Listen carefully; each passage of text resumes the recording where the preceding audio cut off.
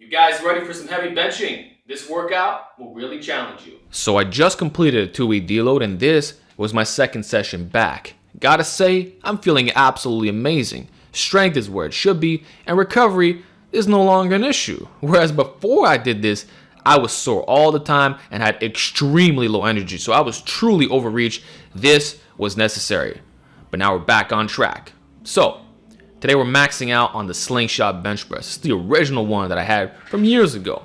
So I haven't used this variation in a long time, and typically when I come back from being sick or having a deload phase, I like to max out on an overload variation. First thing that came to my mind was the Slingshot bench. Plus I haven't PR'd on this in a while.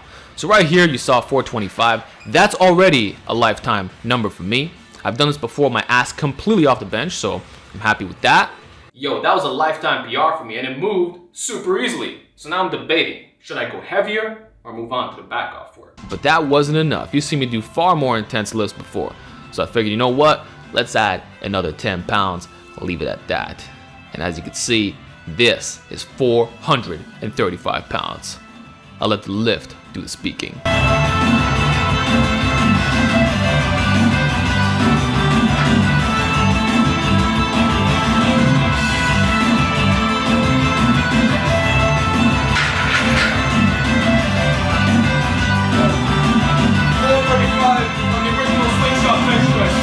Never done this in my life. I tell you, I'm happy on this PR.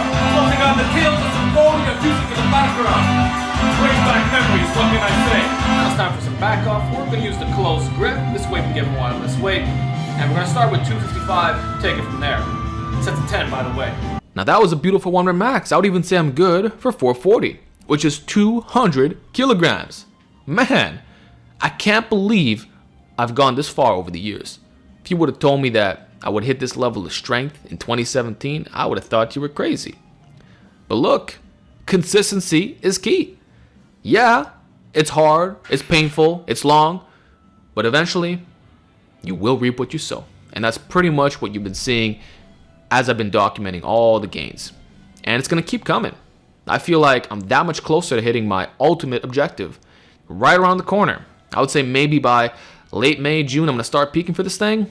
We'll see. But no rush, just got to keep focusing on building strength. And on that topic, we obviously got to do some back off work. You know, when you go from holding 435 pounds to 260, wow, it feels so light in the hands, it's unbelievable. So these 3 sets felt absolutely perfect.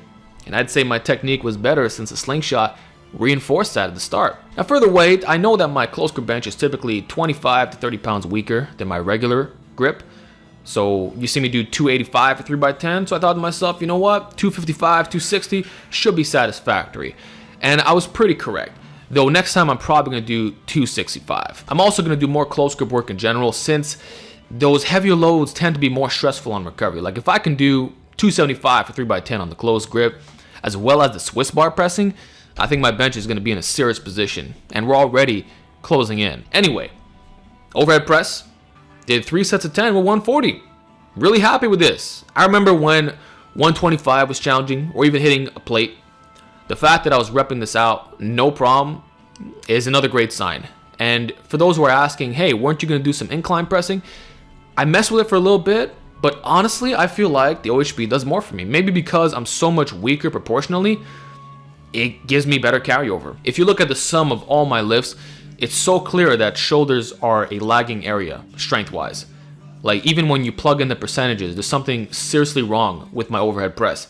And I think that has to do with my hypermobile elbows, but I'm not going to complain about that. Instead, I'm going to use this opportunity to keep focusing on my weaknesses. But I would say in terms of proportions, this is way worse than my incline press. Like, I'm actually pretty decent at the inclines, which is surprising, but I guess not really either, considering that it's only a 19.5 degree position. So maybe it's just that I need a higher incline, but regardless, I think I'm just going to stick to OHB. It's what got most of my gains.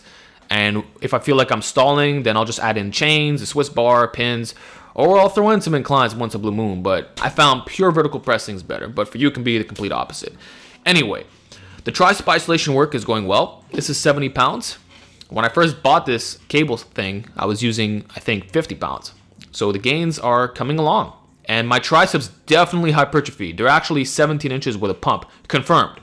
And in a cold state, they're slightly under 16.5 inches. So I'm pretty sure I'm gonna hit my goal. Now, trap bar deadlifts, low handles. I would normally call this a full body workout, but I didn't do any accessories at the end. So we're gonna stick to upper. And plus, a lot of people do deadlifts on their back day. So let's consider it as such. Truth is, trap bar deadlifts work the upper back to a tremendous extent while smashing the forearms hard. And the low handles gives you a deep range of motion. And because it's a slightly wider grip, you can say that you're getting a better stretch in the upper back, kind of like a semi-snatch. So for today's session, it's my first time going heavy, just gonna work up to one single. What's also cool is that I'm doing this after straining on all the other presses. So it's not even maxed out potential, yet I'm still maxing out the trap bar. And actually for that, I'm gonna ask you guys for some help. All right guys, so day one, we're maxing out this trap bar. I literally can't go heavier than this. And yeah, I guess I'm gonna have to start using chains or buying more weight plates, maybe 55 pounders, since the room is limited. But really it's the rubbers that cause the problems, not the metal ones here. Regardless, I'm looking forward to it. Finally have a nice trap bar. I'm considering buying extra weight plates, but it's gonna cost me at least $500, and that's kind of like a pain in the ass, especially since I have weights available. So like, is there anything I can do about the situation? I was thinking of putting the chains on top of the plates, but I don't want it to become a form of accommodating resistance, such that it becomes heavier at the top, lighter at the bottom. Maybe even I can strap on some ankle weights.